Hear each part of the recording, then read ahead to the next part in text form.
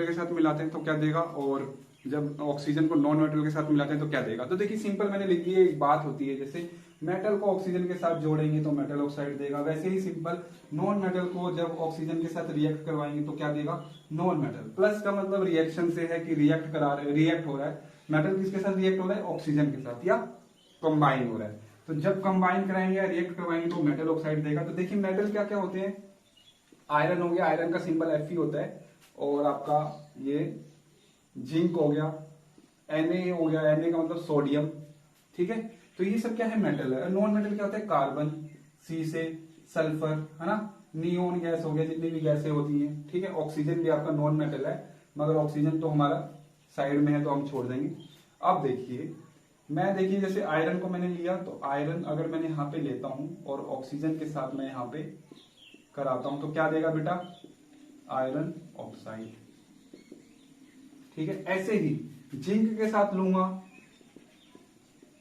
और ऑक्सीजन के साथ मिलाऊंगा तो क्या देगा मुझे, जिंक, क्या बोलेंगे इसको, ऑक्साइड, ठीक है। ऐसे ही Na के साथ कराऊंगा और ऑक्सीजन के साथ मिलाऊंगा तो क्या देगा मुझे, Na लिख दिया मैंने सिंबल में, तो सोडियम ऑक्साइड, ठीक है।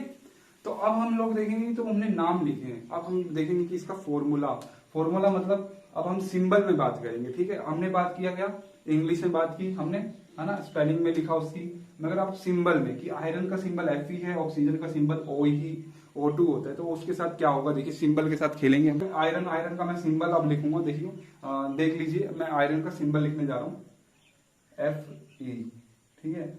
ऑक्सीजन का सिंबल क्या होता है, पहले मैं आपको समझाना चाहूंगा कि ऑक्सीजन का सिंबल होता है O2, ठीक है। ऑक्सीजन का सिंबल क्या होता है, O2, ठीक, ये बात आपको क्लियर रहनी चाहिए।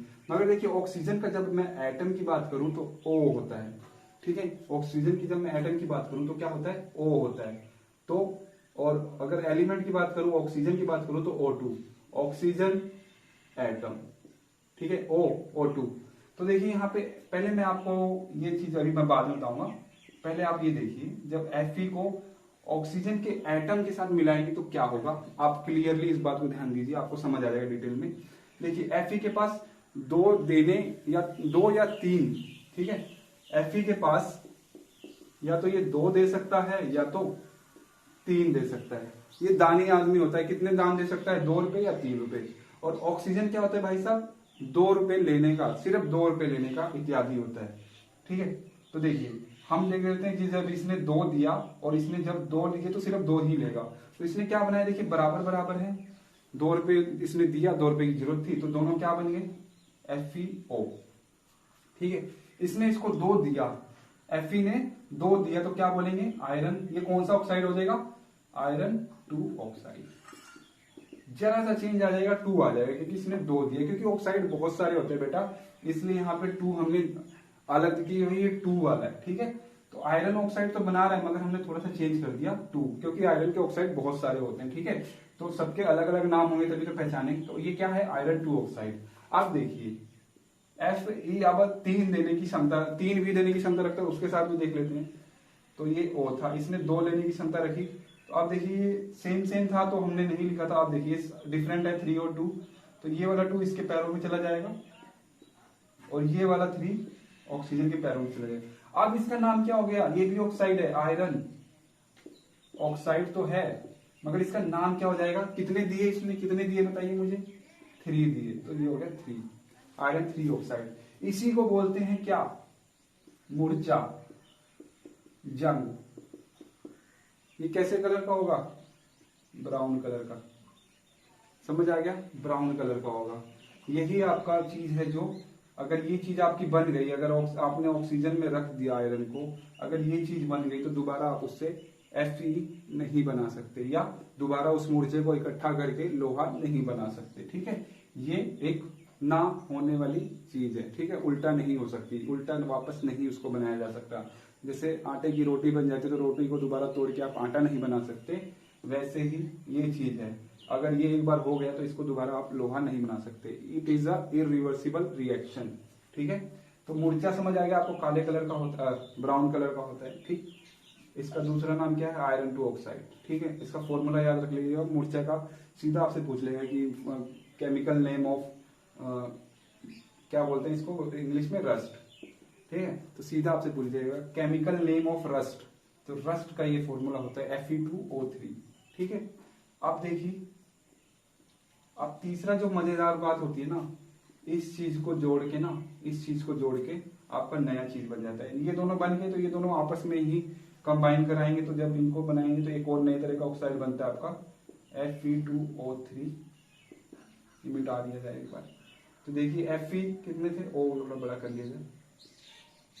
Fe यहाँ पे एक है, Fe2 है, तो यहाँ पे Fe3 हो जाएगा और O3 4 हो जाएगा। तो ये क्या है, ये भी देखिए ब्लैक कलर का पाउडर बन जाता है, ब्लैक कलर, ठीक है।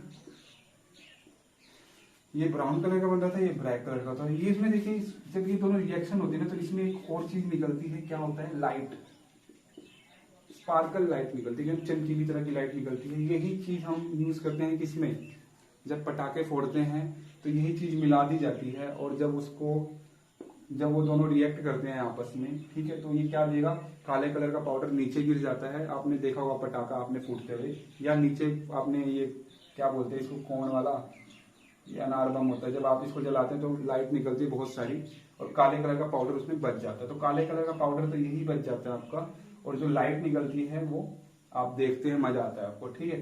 तो ये चीज थी। आप देखिए इसमें, ये तो बात ही हमने ऑक्सीजन के साथ, एटम के साथ बात करी थी। अब देखिए जब Fe को हम लोग O2 के साथ रिएक्ट कराएंगे तब क्या देगा, तब भी हमें यही देगा।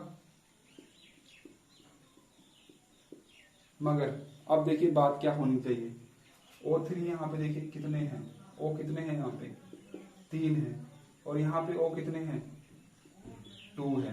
तो ये तो नाइंसाफी हो गई, तो यहाँ पे मुझे बराबर करना पड़ेगा। तो क्यों ना मैं यहाँ पे ये वाला 3 यहाँ पे मल्टीप्लाई कर देता हूँ। तो देखिए अब कितना हो गया, यहाँ पे ये 6 हो गया। अब जब इधर 6 हो गया तो इधर 3 है, तो यहाँ पे भी मैं यहाँ आगे मल्टीप्लाई कर देता हूँ। तो अब देखिए 2 3 जा 6, तो यहाँ पे भी 6 हो गया। मगर अब गड़बड़ क्या होगी, 2 2 जा 4, Fe कितना हो रहा है, यहाँ पे 4 हो रहा है, तो मैं यहाँ पे भी Fe को 4 लगा देता हूँ। तो क्या हो गया, अब देखिए बैलेंस हो गया। तो इसको आप शो कराने का तरीका आपको ऐसे होना चाहिए। ऐसे ही यहाँ पे Fe प्लस O2 करेंगे तो आपको क्या देगा, यही देगा, एक 2 चीजें देता है ना, आपको पता है ना, Fe3O4 ये भी देगा आपको। अब देखिए यहाँ पे O4 है और ऑक्सीजन कितने हैं, 2 है, तो मैं यहाँ पे इसको 2 कर देता हूँ बैलेंस करने के लिए, 4 4 हो गया, ठीक है। यहाँ पे 3 था तो यहाँ पे 3 कर देते हैं, बराबर हो गया, ठीक है। O2 से भी देखिए जो O सिर्फ एटम से दे रहा था वही O2 से भी हम ला रहे हैं, ठीक है, और जो एटम से दे रहा था वही हम O2 से भी ला रहे हैं, ठीक है। तो दोनों का रिएक्शन मैंने आपको बता दिया, O से भी करेंगे तो वही मिलेगा आपको, O2 से भी करेंगे वही मिलेगा, मगर थोड़ा सा बैलेंस करना पड़ता है, ठीक है। तो अब समझिए ये बात हो गई क्लियर। अब हम लोग ले लेते हैं